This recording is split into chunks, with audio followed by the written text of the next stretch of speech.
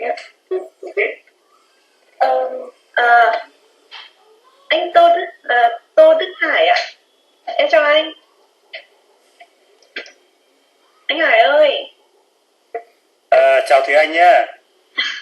Em chào Thùy anh. Anh tại sao lại lấy nick là Hương kia Thùy Anh? Trông thì nam tính, tên thì nữ.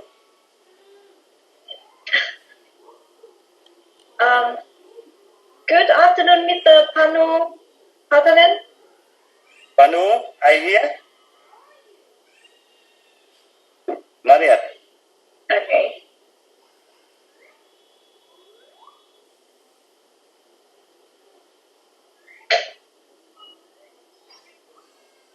Anh Thái ơi, vậy mình đợi một chút xíu nữa anh nhỉ? Thì phải đợi thôi em. Vâng.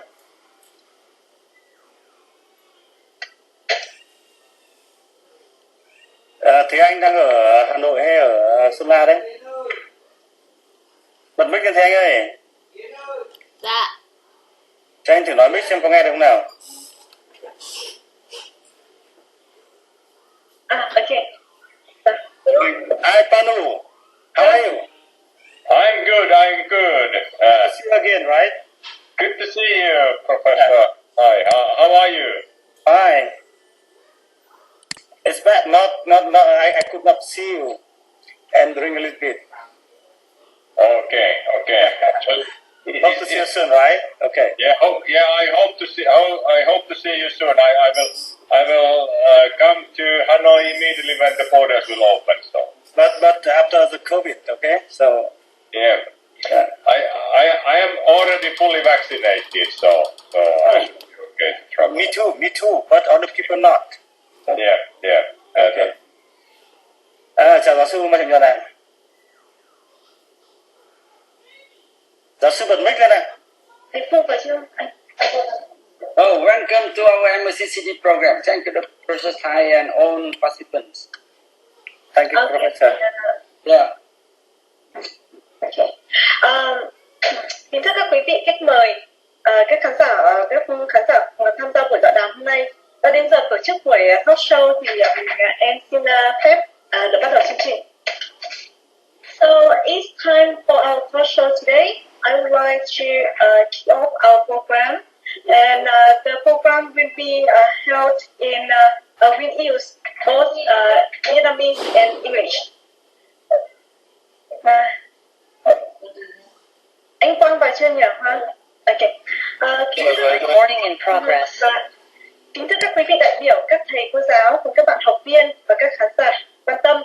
Lời đầu tiên, thay mặt chương trình biến đổi khí hậu và phát triển Đại học Việt Nhật, tôi xin được gửi lời cảm ơn nồng nhiệt đến tất cả các quý vị đã tham gia buổi tọa đàm về cơ hội nghề nghiệp trong lĩnh vực biến đổi khí hậu ngày hôm nay. So, good afternoon, ladies and gentlemen. Thank you to each and every one of you for being here with us today. Following our previous two successful opening campus events in March and June 2021, today marks our third opening campus by MCCD program, Vietnam Japan University, and we are proud to be able to host it today online with all of you. Trước khi bắt đầu nội dung chính của buổi tọa đàm, thì tôi xin trân trọng giới thiệu các vị khách mời gồm có giáo sư Trần Hồng Thái, Tổng cục trưởng Tổng cục Tổng cục Khí tượng Thủy văn, Bộ Tài nguyên và Môi trường. Hi.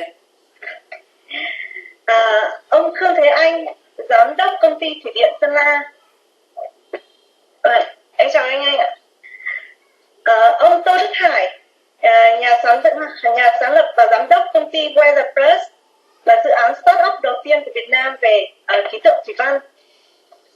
Và ông Panu Patanen, phó giám đốc công ty Vaisala, một công ty kinh doanh về thiết bị hạ tầng quan trắc khí tượng tại Helsinki, Phần Lan. Phó Chủ tịch Hội đồng Quản trị. Phó Chủ tịch Hội đồng. In today's gathering, I'm pleased to introduce our distinguished guest, Professor Trần Hồng Thái, General Director of Vietnam Meteorological and Hydrological Administration, Montreal. Mr. Khương Thế Anh, President of EVN Sơn La, and Mr. Tô Đức Hải, Founder and Chairman of Weather Plus, and Mr. Panu President, Vice President of Vaisala Company. Về phía Đại học Việt Nhật, tôi xin trân trọng giới thiệu giáo sư Furutamoto, hiệu trưởng trường Đại học Việt Nhật. Tiến sĩ Nguyễn Hoàng Oanh, phó hiệu trưởng trường Đại học Việt Nhật. Giáo sư Mai Trọng Nhuận, giám đốc chương trình biến đổi khí hậu và phát triển Đại học Việt Nhật. Giáo sư Kita Kazuki, đồng giám đốc chương trình biến đổi khí hậu và phát triển. Phó giáo sư Tamura Makoto, chuyên gia JICA, Đại học Ibaraki. Cùng sự tham gia của tất cả các giảng viên của chương trình biến đổi khí hậu và phát triển, các cựu học viên và các ứng viên quan tâm.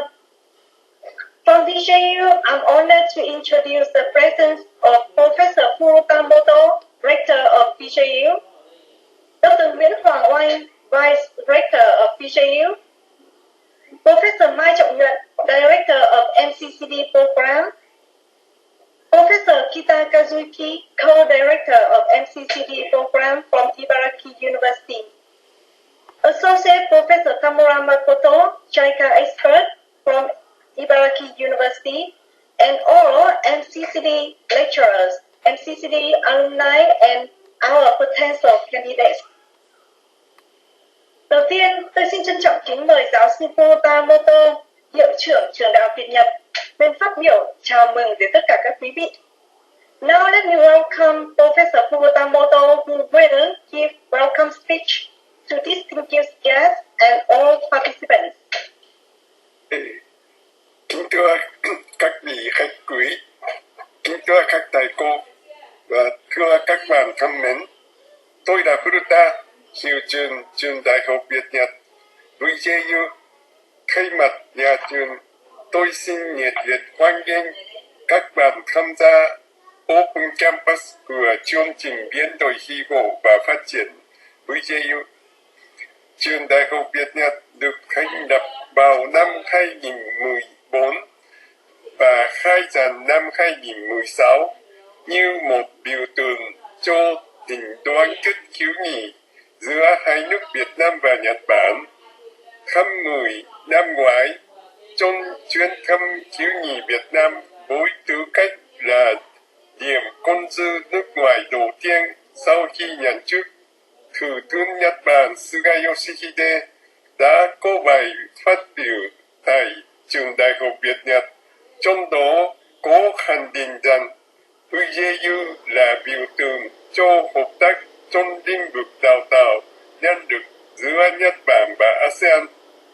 Và hiện nay, các xu hướng toàn cầu như bùng nổ dân số, toàn cầu hóa, quốc tế hóa, cách mạng công nghệ lần thứ tư đang khiến cho xã hội và nhân loại thay đổi lớn và nhanh chóng. Cuộc sống trong một xã hội thay đổi khi khiến chúng ta có cảm giác kiến thức thông thường trở nên vô ích, giống như người đi biển mà thiếu đa bản.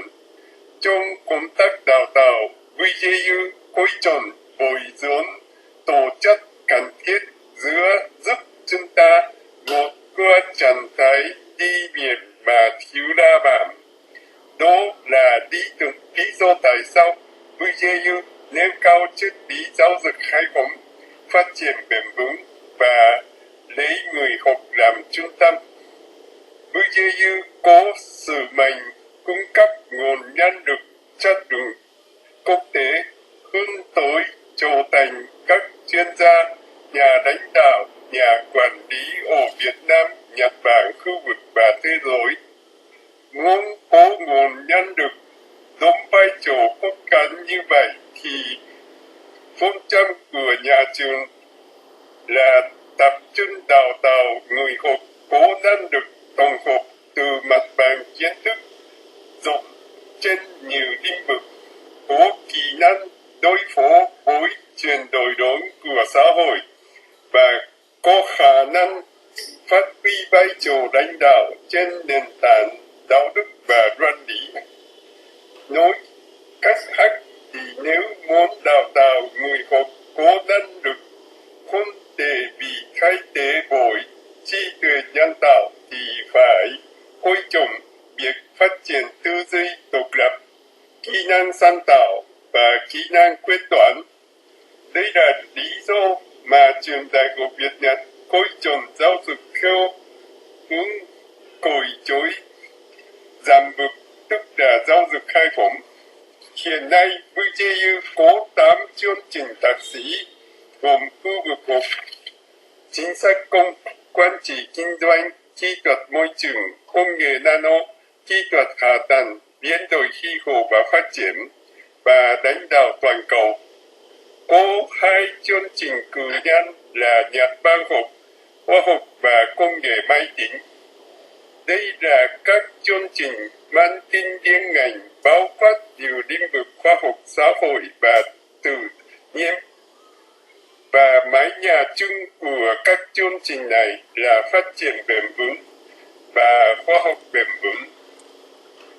Đối với xã hội loài người nói chung, đối với Việt Nam hay Nhật Bản nói riêng, thì việc tìm kiếm sự phát triển bền vững là vấn đề căn cốt. Khoa học bền vững là ngành khoa học yêu cầu sự tích cực và liên kết của nhiều lĩnh vực, từ khoa học xã hội đến khoa học tự nhiên, nhằm tạo ra một xã hội bền vững. Đây cũng chính là ngành khoa học sẽ đem lại một tầm nhìn rộng không thể thiếu cho những nhà lãnh đạo của thế kỷ 21.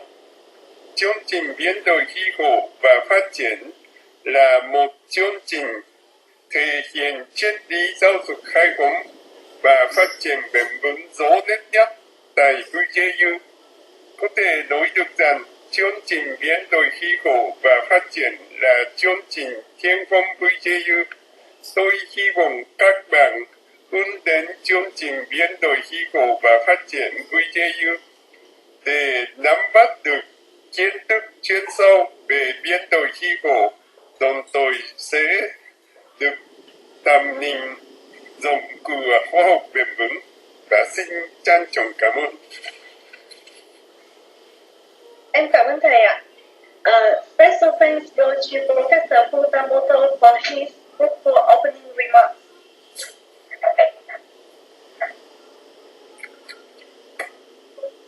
Anh Quang.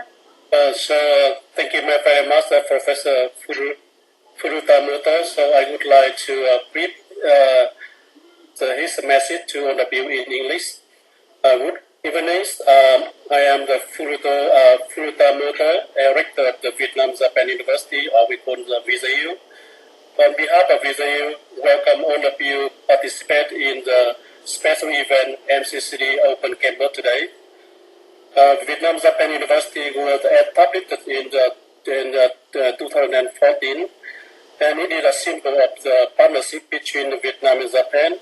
Last October 2020, the Prime Minister of Japan, Suga Yoshihide, on his first visit to Vietnam after becoming the Prime Minister of Japan, he did mention that Vietnam is a symbol of the human chaining between Japan and ASEAN. We will have a mission to provide human resources with the international equality to work to become the expert, leader, and manager in Vietnam, Japan, and around the world. In order to have such kind of the human resources, our university focused on training the leader with the combined the ability from the wide range of the knowledge in many fields, training skill to deal with the big change of the society, training ability to become a leader. Until now, the Vietnam-Japan University have a S-Master program, including the climate change and development, and we also have 2 undergraduate programs. For the human society in Vietnam and Japan, sustainable development is a fundamental issue.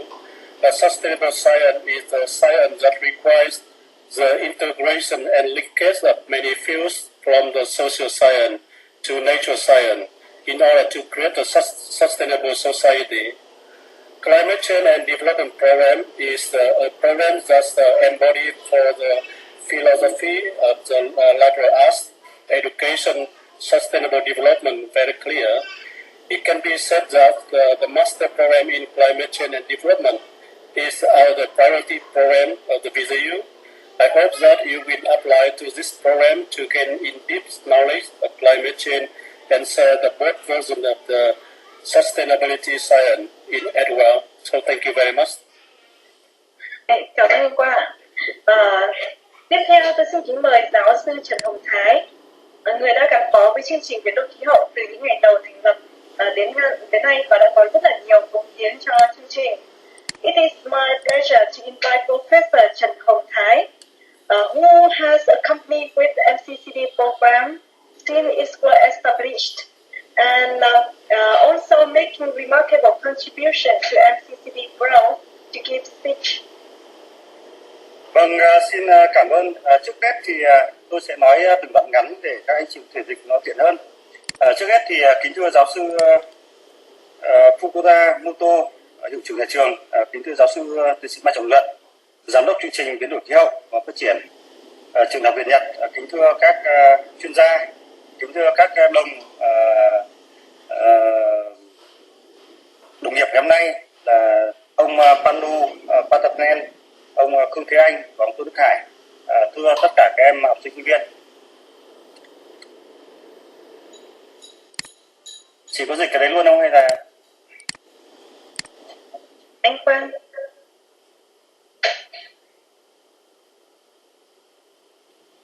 Nó diễn dịch cho bay nữa, anh Tăng. Okay, so ladies and gentlemen, and dear all college and also participants of the talk show today, and all students and the potential candidates who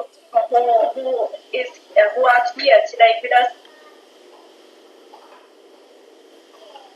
Trước hết thì tôi xin cảm ơn giáo sư Mai Trọng Luận và các đồng nghiệp ở Đại học Việt Nhật đã cho tôi cơ hội để cùng các đồng nghiệp của mình nói chuyện, giao lưu với các em học viên, cựu học viên ngành biến đổi khí hậu và phát triển của Đại học Việt Nhật.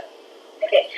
So first of all, I would like to thank to Professor Mai Trọng Luận to give me the chance to talk and to give speech with all participants of the program today and with all the candidates of the MCCD program. Tôi cũng gửi lời cảm ơn đến anh Panu Patapnen, phó chủ tịch của Vaisala, anh Tô Đức Hải, chủ tịch của Weather Plus, anh Thế Anh là giám đốc của Sơn La, tỉnh Sơn La.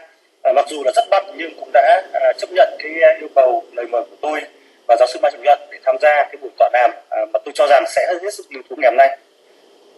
I also would like to be gratitude to Mr. Tô Đức Hải, founder and chairman of Weather Plus, and Mr. Panu Patapnen, vice president of Vaisala company, and Mr. Khương Thế Anh, president of EVN Sơn La. Although you are very busy, but you already spend time with us to share your experience and also your motivation with all participants today.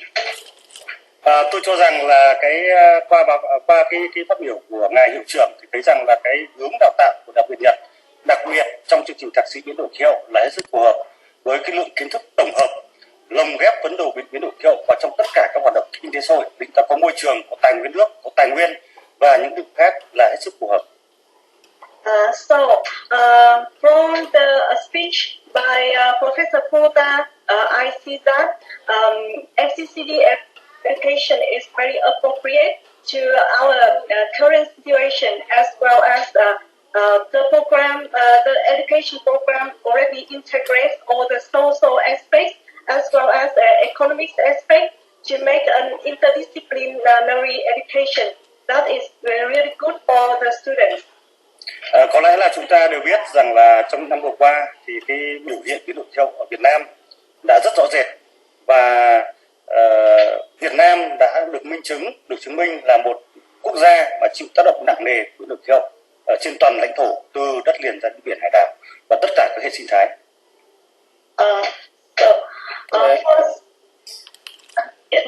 During many years, we already know that climate change incidents are very clear, not only in Vietnam but all over the world. And Vietnam is also one of the most countries suffering the effect of climate change? Chúng ta thấy rằng là có lẽ là với các bạn học viên đã được thầy dạy những kiến thức rất cơ bản về biến đổi khí hậu. Chúng ta thấy rằng là nhiệt độ thì gia tăng và nước biển cũng dâng và tác động rất mạnh mẽ đến tất cả các lĩnh vực.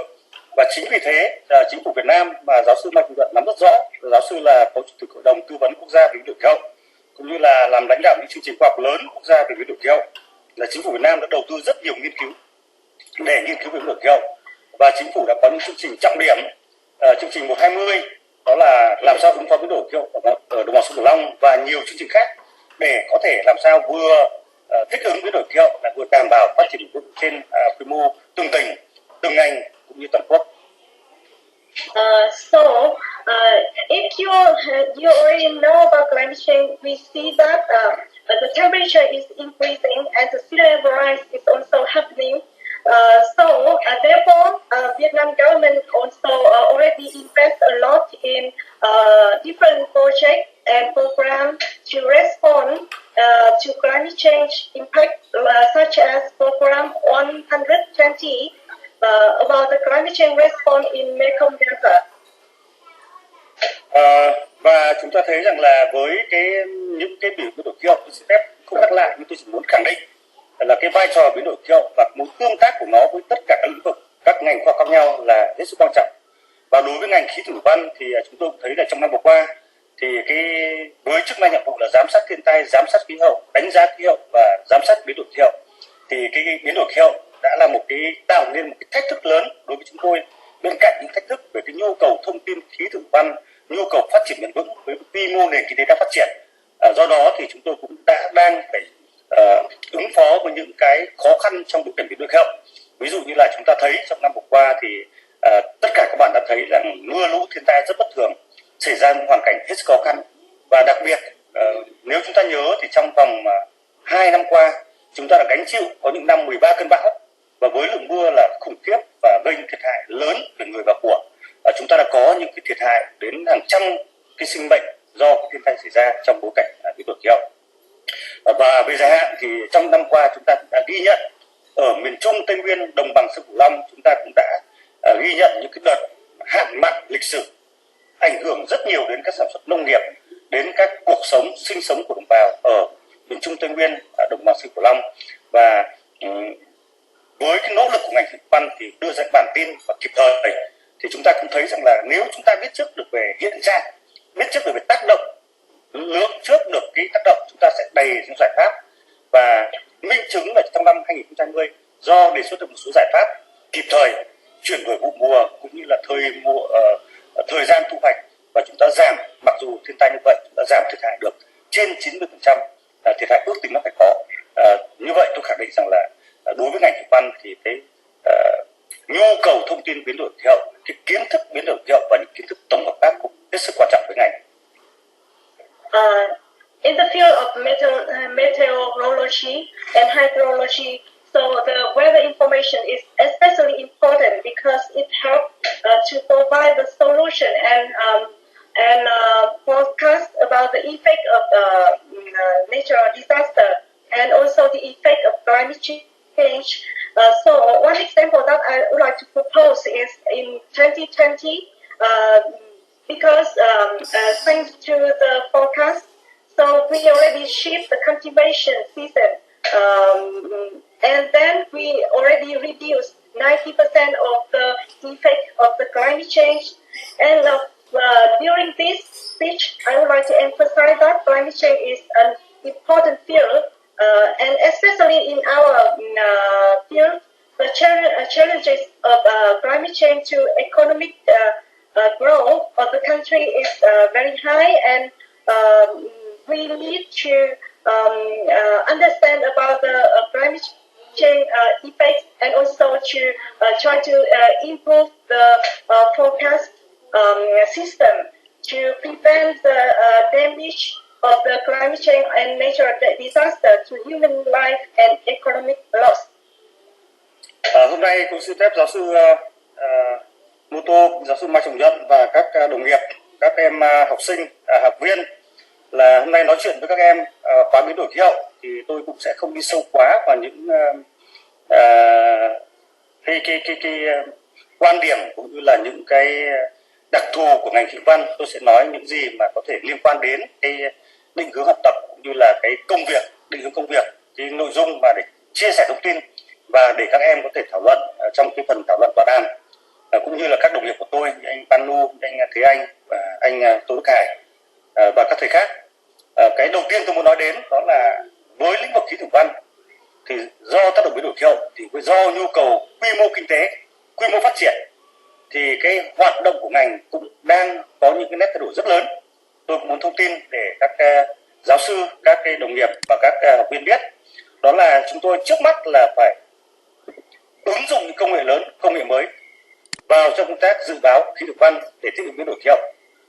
Như vậy là cái nhu cầu cán bộ của ngành cũng đang dần dần có sự dịch chuyển từ cái khu vực thủ công sang khu vực 4.0 công nghệ thông tin, với những công nghệ lớn như là radar, quan trắc tự động, chuyển từ cái dự báo cảnh báo như là hiện tượng thiên tai sang dự báo cảnh báo những cái tác động của nó. Tôi muốn nhấn cái từ khóa là những tác động của nó. Vì sao hôm nay chúng tôi rất muốn là thầy giáo sư Nhuận đồng ý, đó là mời anh Tô Đức Hải là một cái doanh nghiệp khởi nghiệp trong lĩnh vực thiên tai biến đổi khí hậu, và anh Thế Anh là giám đốc thủy điện. Vì qua quá trình công tác thì bên cạnh cái việc phục vụ phòng chống thiên tai thì chúng tôi dự báo các tác động liên quan đến các lĩnh vực, và tôi được thấy cái mục tiêu của cái chương trình đào tạo này, cái chương trình CCCD này nó cũng tiệm cận theo hướng này. Với các em sinh viên tôi cũng được tham gia một số hội đồng, thế là bên cạnh những kiến thức biến đổi khí hậu thì các em cũng đã hiểu những cái công cụ đánh giá tác động đến những lĩnh vực khác nhau, như đến mưa, từ mưa đến dòng chảy, từ dòng chảy đến tài nguyên nước, đến môi trường và các lĩnh vực khác nhau. Thì tôi muốn nói với các em là ở lĩnh vực khí tượng văn bây giờ cũng đang theo hướng đó. Chúng tôi cũng đã sử dụng công nghệ rất hiện đại như radar, như định dấu xét chỗ anh Panu này để có thể dự báo được tốt hơn. Và bản tin dự báo đó sẽ bên cạnh việc phòng chống thiên tai thì dự báo tác động ở đâu đủ nước cho thủy điện phát triển, ở đâu đủ nước cho nông nghiệp vân, và sẽ mở rộng ra những cái ứng dụng để mà cái bản tin của mình nó mạnh mẽ hơn. Đấy là cái thay đổi thứ nhất mà tôi muốn thông tin đến các em. Okay, so in my speech today, I don't want to focus too much on the features of my field, like meteorology and hydrology. I only would like to share more information and career opportunity in climate change for all the students. So in my field, our activity has changed a lot. Have changed a lot because we now tend to apply new technology in climate change response. So we try to move from manual application of the technology to application of high technology like radar technology. So it means that there is a very strong shift in the technology application in our field, aiming to provide more accuracy in the forecast activities that could be helpful for other prevention of natural disaster. So as I see that as I see the objective of the climate change program in VJU already approach our objectives. Well, I mean, we use high technology like radar and lightning detection to improve our forecast, and we change from forecast to impact-based forecast. I mean, that subject is very good in DGU. So, I mean, later Panu will talk about the technology, how to use technology to improve the quality of the forecasting. And I think later on also Mr. Tô Đức Hải and Mr. Thế Anh will talk about what is impact-based forecast. Not the forecast about the rainfall, forecast about typhoon and so on, but also forecast the impacts of the typhoon, of the rainfall to the sector and region. That's more important, I think, and that we are trying to do right now. Tôi chỉ bổ sung thêm một chút cái ý của tôi. Tiếng Anh dịch của anh nhé. Có khi để cho một cán bộ kinh văn dịch thì nó sát nghĩa hơn. Xin phép chị Duyên nhé. Vâng, để chị sẽ làm công tác. Vâng. Cái thay đổi thứ hai của chúng tôi cho rằng cũng liên quan rất chặt chẽ đến các em học viên mà tôi muốn chia sẻ. Đó là chúng tôi đang thay đổi nhận thức từ việc là dự báo bản tin dự báo khí tượng thủy văn chỉ phục vụ công tác phòng chống thiên tai. Mặc dù tôi nhấn mạnh lại là phục vụ phòng chống thiên tai là hết sức quan trọng, nhưng bên cạnh đó khi mà GDP đầu người, khi sự phát triển của Việt Nam đã trên 2.500 đô la trên đầu người, thì với quy mô đó thì theo tính toán của tổ chức khí tượng thế giới thì 1 đồng bỏ ra cho công tác thủy văn sẽ mang lại lợi nhuận là 30 đồng. Do đó thì công tác khí tượng văn sẽ phải phục vụ cho sự phát triển của ngành, ví dụ như là ngành thủy điện, ngành du lịch, ngành nông nghiệp. Và cái thông tin thủy văn nó không chỉ còn là đơn thuần một cái bản tin thông tin giá trị là nguyên liệu, mà lúc đó nó phải trở nên một cái giá trị gia tăng. Và tí nữa xin anh Thế Anh cho thông tin thêm là nếu như chúng ta sử dụng tốt thông tin thủy văn thì một năm chúng ta có thể mang lại lợi nhuận hàng nghìn tỷ đồng cho riêng lĩnh vực thủy điện. Bên cạnh đó chúng ta còn có những lĩnh vực khác như là tài nguyên nước, như là du lịch, như là hàng hải, hàng không và nhiều lĩnh vực khác. Một cách tổng hợp thì cái yếu tố trên tôi nói là dự báo tác động, thì nó ở dưới là tác động thủy văn mang lại cái giá trị gia tăng, nghĩa là cái hiệu quả cho từng ngành phát triển dựa trên thông tin thủy văn. Thì đến bước thứ hai tôi muốn nói đến là cái thay đổi nhận thức của ngành.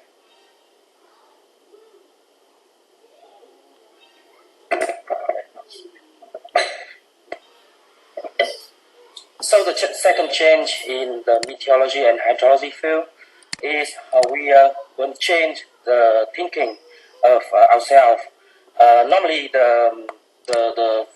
the forecasting bulletin only serve for the natural disaster prevention. But if the GDP higher than $2,000, WMO estimated $1 invested in hydrology and meteorology could bring the benefit of $30 in economic development. And so the hydrology and meteorology is not just the information, but it's also could benefit the value of the different sectors in the economic development.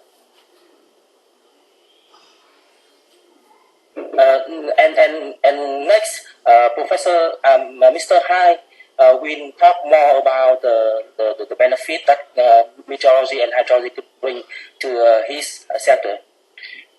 Cái thứ ba chúng tôi muốn nói đến sự thay đổi đó là từ các luận điểm trên ấy, thì chúng tôi nghĩ rằng là sắp tới chúng tôi sẽ hoàn thiện các văn bản chính sách của ngành để làm sao là các cơ quan nhà nước thì tập trung vào chính công tác phòng chống thiên tai, còn sẽ huy động nguồn lực để cho ngành khí văn từ khối tư nhân. Chúng tôi muốn nhấn mạnh là trong các cái chủ trương mà Tổng cục Khí văn đề xuất chính phủ thì sẽ ưu tiên chính sách kêu gọi sự tham gia của cộng đồng, doanh nghiệp, tổ chức cá nhân vào trong hoạt động khí văn. Và rất hoan nghênh ông Tô Đức Hải là một trong những doanh nghiệp đầu tiên, và trong năm vừa qua mặc dù rất khó khăn nhưng đã có những cái tín hiệu rất tốt đẹp để làm sao cho ngành khí văn tốt hơn. Và với cái mục tiêu đó thì chúng tôi mong muốn là cái thông tin khí văn phải là một cái sản phẩm cho xã hội và phải được phong phú hóa, đa dạng hóa và chất lượng hóa. Thì đây là cái điểm thứ ba mà tôi muốn nói đến sự thay đổi mà có liên quan đến cái trình đào tạo của các em học viện đây. Bật mic lên. So the third change is we will change the policy of the hydromet sector, and all the government organizations will focus on around natural disaster prevention, and the enterprises and other and other units will focus on the development of the different use of different application of meteorology and hydrology in different sectors, and we will consult with the government on the promote or leverage the appearance or participant of the enterprises and company into the using or development of meteorology, hydrology products in different sectors. So the hydrology and meteorology is not just to serve the the prevention of natural disaster, but also serve for the economic development. But then we have to make the product more diversity and more useful for the different sectors. Thứ tư nữa chúng tôi muốn có sự thay đổi đó là khí tượng Việt Nam phải chủ động trên trường quốc tế, và như vậy là sẽ tìm cơ hội để cử những cán bộ mình trao đổi, học hỏi, làm việc tại các tổ chức quốc tế, cũng như là tham gia vào trong các cái diễn đàn quốc tế. Đây là cái mà chúng tôi mong muốn là sẽ có được các cái từ đó chúng tôi mong muốn là có được những chuyên gia và chất lượng cao. Và hôm nay thì xin báo cáo giáo sư Mai Trọng Nhật và các thầy là chúng tôi chủ trương thay đổi cái nhận thức về đào tạo cán bộ ngành thủy văn. Đó là thứ nhất là chúng tôi đang làm việc với các bộ ngành, nhất là Bộ Giáo dục Đào tạo, để đưa cái chương trình kiến thức khí tượng văn biến đổi khí hậu vào trong chương trình đào tạo phổ thông. Nhưng với ngành mình thì chúng tôi đã thay đổi nhận thức là bây giờ là khí tượng văn, trước đây chúng ta nghĩ rằng là phải học khí tượng, học thủy văn, học hải văn ra mới có thể vào khí tượng văn. Nhưng hiện nay với cái tôi muốn nói đến cái kiến thức tổng hợp, thì chúng tôi mong muốn có những cán bộ với cái kiến thức tổng hợp từ kinh tế, thủy văn phải có kiến thức kinh tế. Khi chúng nói đến dự báo tác động, chúng ta phải có hiểu biết được ngành khác như kinh tế, như môi trường, xã hội, chúng ta đều phải có những kiến thức tổng hợp và sẽ có cái chuyển biến thay đổi ngành trong thời gian tới. Thì tôi xin có thông tin đến giáo sư Nhuận cũng như là giáo sư Mô Tô cũng như là các em học viên, các đồng nghiệp là 5 cái thay đổi mà tôi cho rằng là liên quan chặt chẽ đến cái buổi nói chuyện ngày hôm nay, tọa đàm hôm nay để các em trao đổi. Và tôi xin có một ý kiến nữa là về cái cơ hội việc làm của các em học viên và CCCD là khóa biến đổi khí hậu và phát triển đối với ngành thủy văn. Thì tôi cho rằng là trong cái cấu trúc mà hướng tới của cái chương trình đào tạo này, tôi cũng đã được tham khảo thấy rằng hướng tới 3 cái đối tượng chúng tôi cho là phù hợp.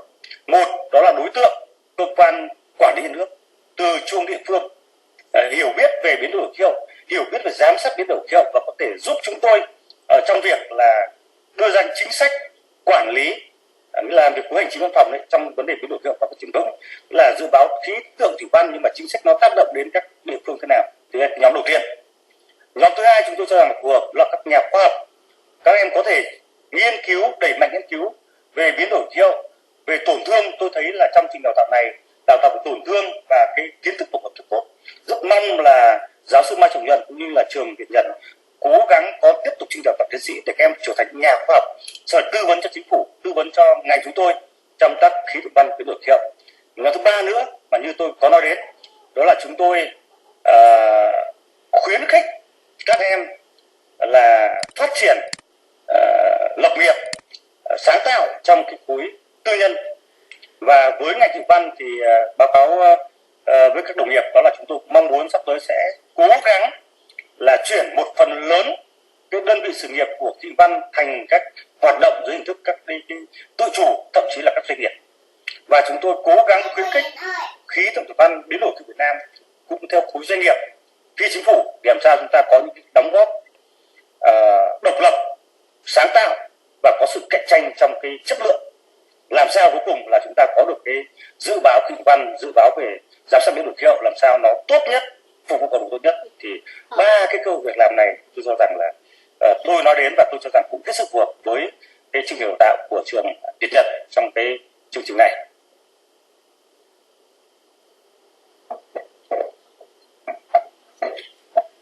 So currently the Vietnam meteorology and hydrology will be more active in the global, and we will send the staff, our staff, join into the different international organization, and we will change the thinking of the staff of the meteorology and hydrology sector, and we would like to bring the knowledge of meteorology and hydrology into the lecturer in the university, and we also would like to train the staff or the student in the meteorology and hydrology with the more integrated knowledge and in different sectors.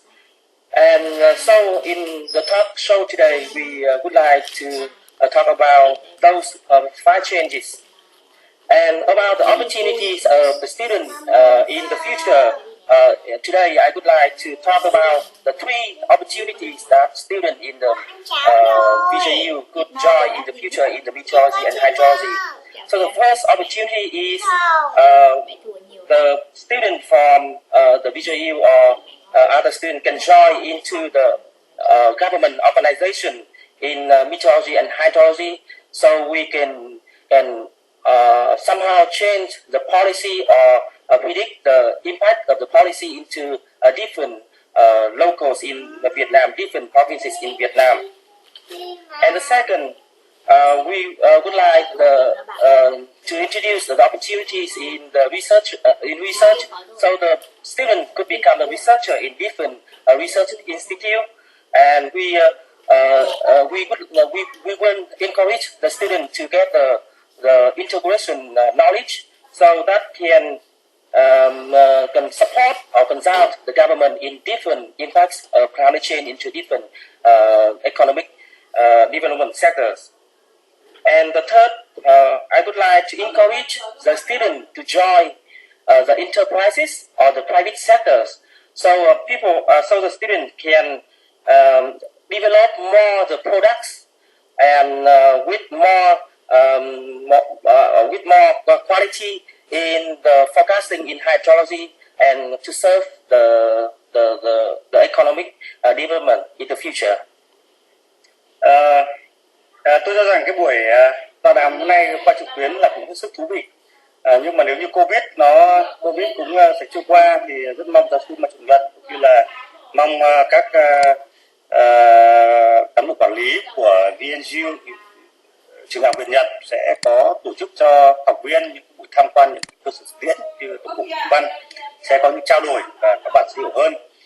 Thực ra là nếu mà nói yêu cầu về ngành thì còn nhiều cái để nói, nhưng cái quan trọng nhất đó là sự nghiêm túc, trí tuệ và tâm huyết với ngành thủy văn là một ngành phòng chống thiên tai, một ngành mà phục vụ nhân dân. Tôi rất mong là nếu chúng ta quan tâm, chúng ta tâm huyết thì mọi chuyện sẽ thành công. Còn rất nhiều điểm để nói, nhưng tôi xin được dừng lời đây, vì tôi cũng như các bạn học viên rất mong chờ ý kiến của ông Panu, của ông Tô Đức Hải, của ông Thế Anh chia sẻ những kinh nghiệm rất thực tiễn ở các cái doanh nghiệp của mình. Sau tôi xin phép được nhiều lời để nhường lại cho ban tổ chức. Vâng.